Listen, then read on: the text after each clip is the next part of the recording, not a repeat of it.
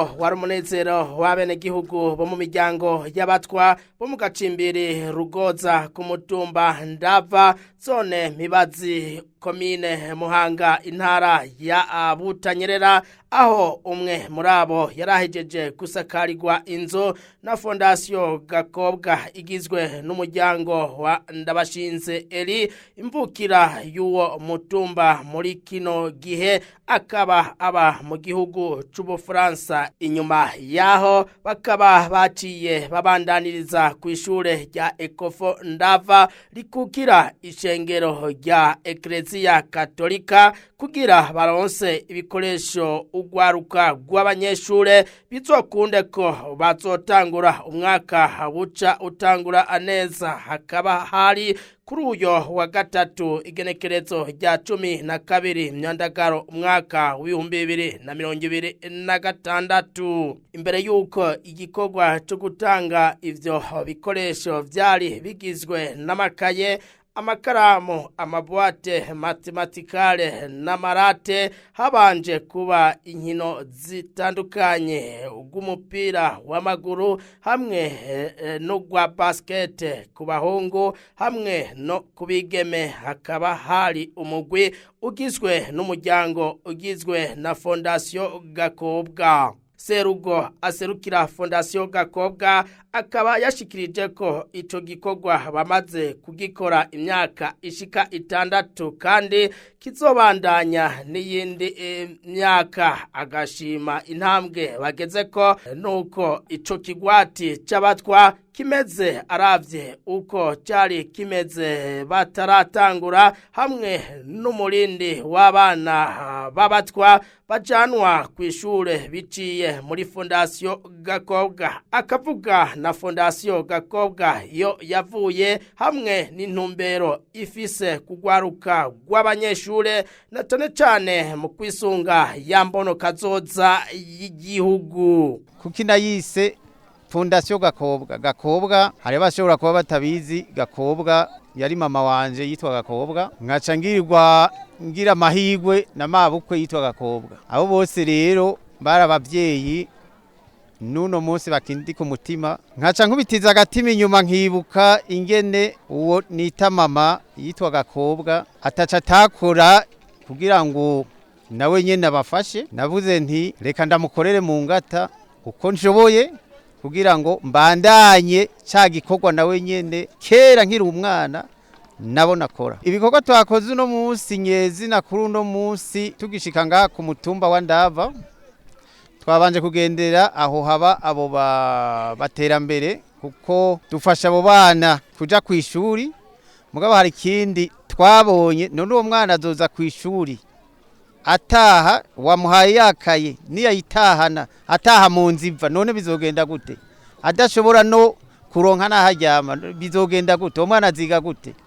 Nico gituma naciye nkora mvuga nti reka ndabafashe mu bintu bibiri. Abo bana kubafasha kubarungika ku mashuri, njana nababwira nti uwo ari we wese azubaka inzu jewe nzoyimusakarire. Ndababwira nti kizira ko nzosakara inzu itubatswe n'amatafari.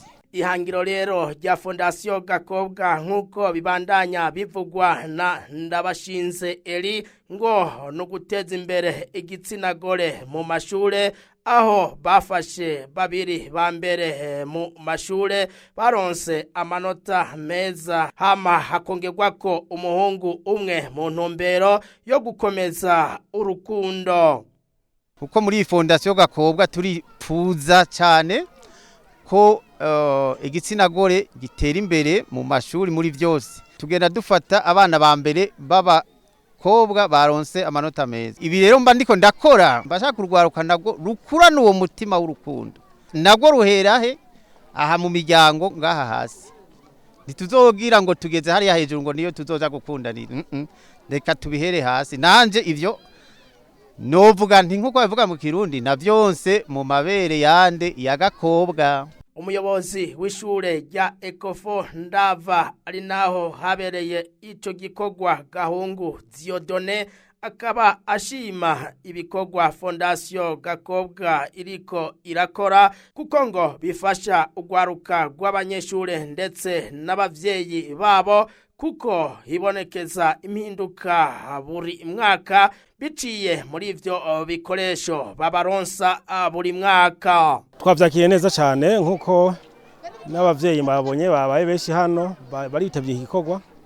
Ni ibikorwa vyiza cyane bifasha ugwaruka rw'abanyeshure nkuko n'ubujejwe Fondation Gakobwa yabishikirije bwa mbere yavuze ko bifasha abavyeyi bigafasha abana kugira ngo bashobore kwiga atangorane. Ihinduka riraboneka kuko turavye ibitigiri abana batangura amashure dutanguza mu kwicenda abana kubera baba barose ibikoresho atangorane bagize byo kurondera ibikoresho tukabona ama effectif ko aba yagwiriye par rapport y'umwaka uboheze. Abaronkejwe ivyo bikoresho haba uwasakariwe ndetse n'abavyeyi baronkejwe ibikoresho vya abanyeshure yaramashimwe adasanzwe ndetse no gusabira Fondation Gakobwa umugisha kumana ku kigoro bama babagirira buri mwaka. Mu migambere karadukorera nukuri Imana ize imuteza imbere muvyo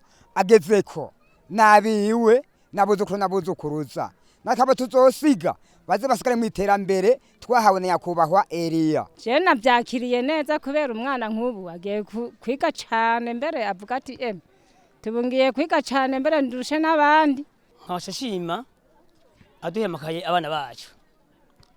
Je mfise ubiga muri mu 8 n'ugiye kuza mu windwi n'uri mu 5 n'uri muri 4 nikuri nkashimye nkahingurutse.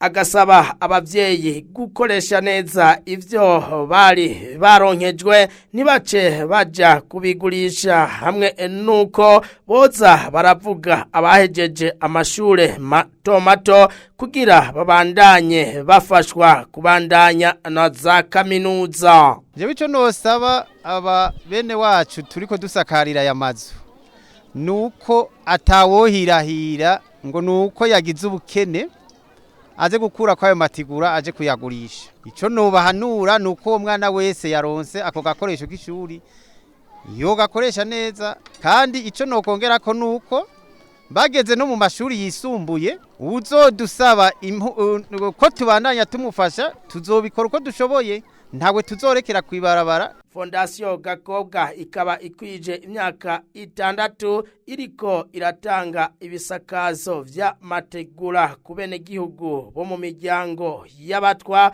badugije impome bo mu gacimbiri Rugoza ku mutumba Ndava zone Mibazi komine Muhanga intara ya Butanyerera kugira ngo nabo babeho nk'abandi hamwe rero no gutanga ibikoresho vy'ishure kugwaruka rw'abanyeshure mu ntumbero yo gushigikira yambono kazoza y'igihugu. Imbere yuko dushika hano twatanguye hariya abasangwa butaka baba turaba kuko haciye imyaka 5 dukorana nababwiye nti uwo wese yubaka inzu yoza ndamusakarira.